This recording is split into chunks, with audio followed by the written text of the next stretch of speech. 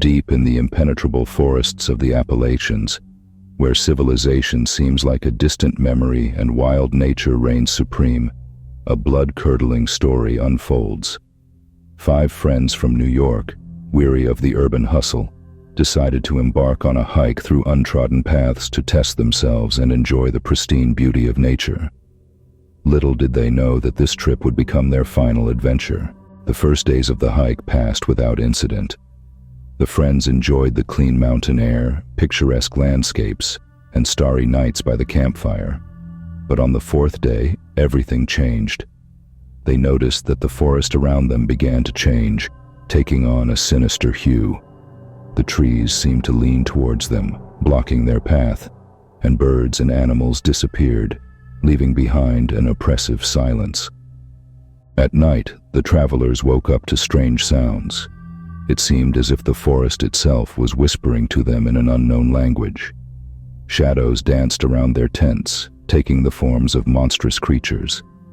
The friends tried to calm each other, attributing everything to their imagination, but fear had already taken root in their hearts. The next morning they discovered that their map had disappeared and the compass had gone crazy, constantly changing direction.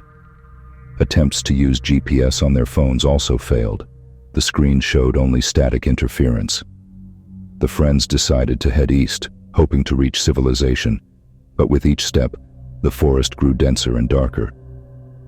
After 2 days of wandering, they stumbled upon an old, dilapidated cabin. Inside, they found strange symbols on the walls, drawn with something resembling dried blood. In the center of the room stood a wooden table with a leather-bound book. When one of the friends opened it, a cloud of black smoke erupted from its pages, seemingly taking the form of a distorted human face for a moment. From this moment on, the nightmare began to escalate. The friends started hearing voices calling their names from the depths of the forest. At night, they saw dark figures prowling around their camp. The food in their backpacks began to rot at an unnatural speed, and the water acquired a metallic taste. On the 7th day, the first of them disappeared. Jake, the youngest in the group, vanished without a trace during a short trek between trees. The others searched for him for hours but found only his backpack, filled with worms and rotting flesh. Panic gripped the remaining 4. They decided to run, regardless of direction.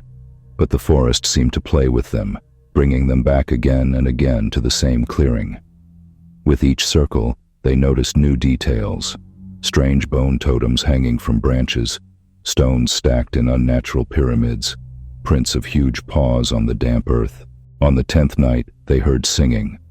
Melodic and enchanting, it seemed to come from everywhere at once. Sarah, succumbing to its charms, stood up and walked into the darkness, despite her friends' attempts to stop her. Her scream, heard a few minutes later, was so full of horror and pain that the remaining 3 lost consciousness. Waking up in the morning, they found themselves lying on an altar of black stone in the middle of a huge clearing. Hundreds of figures in dark robes stood around them, their faces hidden by masks made of bark and leaves. The air was filled with the smell of decay and smoke from numerous fires. The ritual began without warning. The figures started chanting in an ancient, forgotten language, their voices merging into a terrifying cacophony. The ground beneath the altar began to pulsate like a living heart.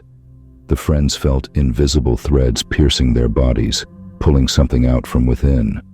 Suddenly, the sky darkened, and through a gap in the clouds appeared something so monstrous that the mind refused to perceive it.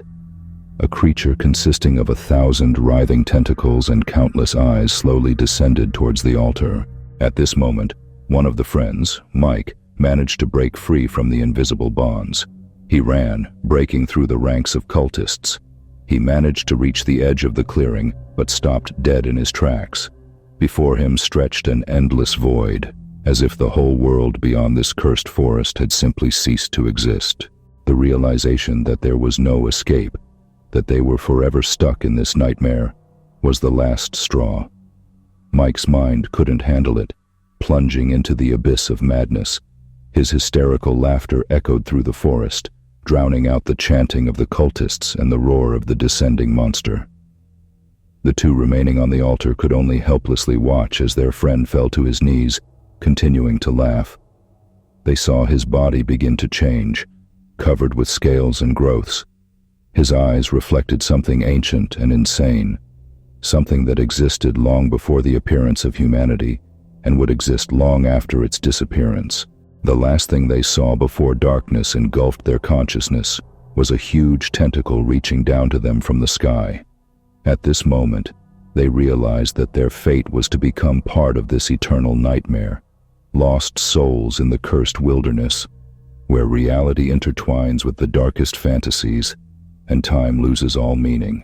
They say that sometimes, on particularly dark and moonless nights, people living on the outskirts of civilization hear distant screams and laughter coming from the depths of the Appalachian forests. But no one dares to go in search of their source. For those who know the truth, understand, some secrets are better left unrevealed, and some places unseen.